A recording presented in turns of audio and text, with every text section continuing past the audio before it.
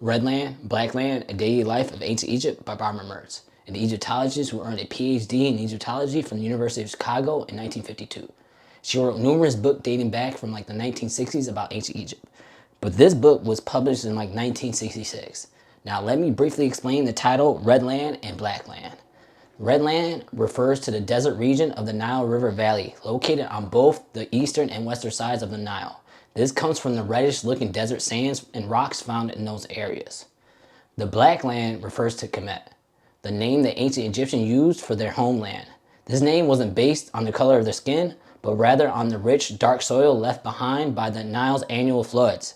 These nutrient-rich silts made the land incredibly fertile, supporting agriculture and sustaining life in ancient Egypt. I'll explore the etymology of the name Egypt in a separate video, but for now, just know that ancient Egyptians called their land Kemet. Now, this book specifically details the daily life of the ancient Egyptian. Rather than focusing on common topics like the pyramids, pharaohs, or religion, this focuses on the human element, and it follows a chronological path through the life of the ancient Egyptian. And I'll begin with the birthing process. This book describes how the women in ancient Egypt likely gave birth while squatting on special birthing bricks. The mother would be supported by the midwives kneeling in front of her to receive the baby. They would also perform magic spells to aid in releasing the baby from the mother's body. Even to the children as they grown up within the household, but I want to focus on the part of their hairstyles. Girls typically wore their hairs loose or styled into like braided pigtails. Boys, on the other hand, had a distinctive hairstyle. Most of their heads were shaved, leaving only a single long braided lock on one side. This unique style was specific to their childhood. As they reached adolescence, the braid would be cut off, and around this time, the boys underwent circumcision. One particular interesting aspect I found when reading this book is that in the ancient Egyptian culture, the responsibility of the eldest child, whether it was a son or a daughter, was to care for their parents in the final days and to ensure they received a proper burial. Now, Barbara details the family structure in ancient Egyptian. Typically consisted of a couple and their children, occasionally including grandparents, aunts, and uncles.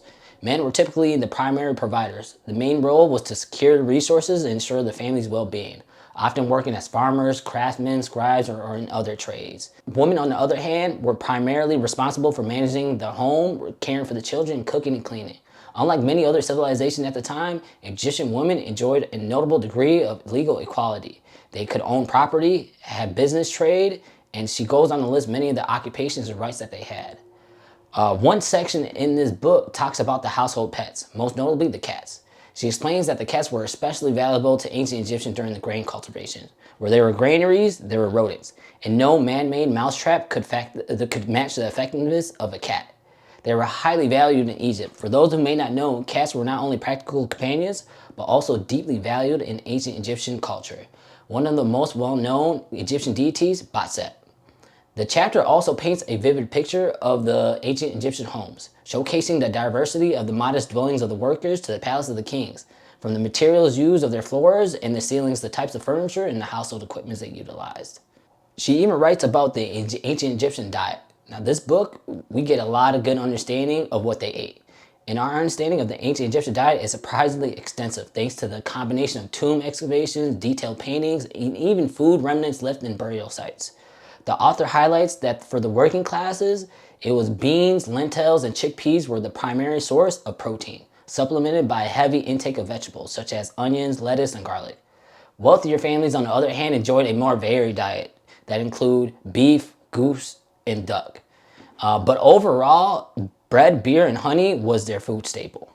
In Barbara Part 2, The World of the Dead, she dwells into the fascinating concept of immortality in ancient Egypt. She explores the theories surrounding the origins of burial practices and emphasizing the profound importance placed on preserving the body of the afterlife. In the ancient Egyptians, there were social classes, and the process of mummification varied greatly on that. If you were wealthy, you could afford embalmers, who are the ones that could use their special tools to remove the organs and placing it in the canopic jars, then wrapping up the body and placing it into their sarcophagus. But for the poorer families, they would often be buried deep into the desert sands of Egypt. And as for like the middle class, it seems like they had some organs removed and sometimes be placed in a wooden coffin. And of course, this has evolved over time. You know, ancient Egyptians were deeply religious people. They worshiped many gods. And a quote from this book is that the ancient Egyptians were just about polytheistic people who have ever lived. For the Egyptians had many deities, each having their own special role.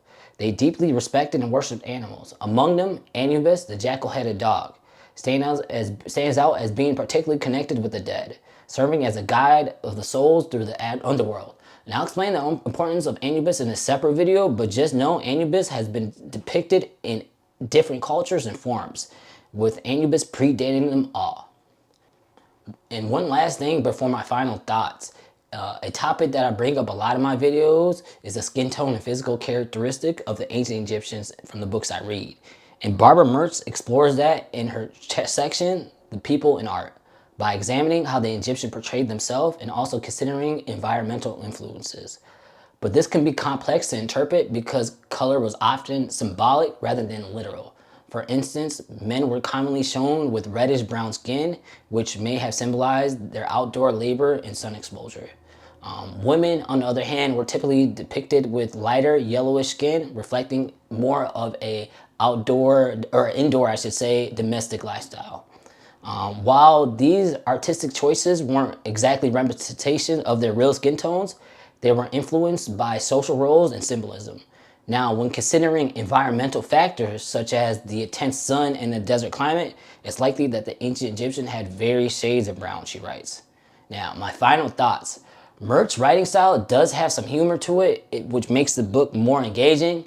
It's not overwhelming and doesn't use crazy complex words. To me, this book was well organized and it was well structured as well. It reviews striking details, a deep historical insight. This book explores what it's really like to live along the Nile River thousands of years ago, how people farmed, raised families, how they dressed, and even dealt with the floods, to worshiping the gods. Now, this is a 400-page book that could be a lot of reading, but compared to other ancient Egyptian books, it's not that bad. Now, please let me know in the comments if you have read this book and what you enjoyed about it, or if you plan on reading it. The links are below. Hit the like and subscribe for more.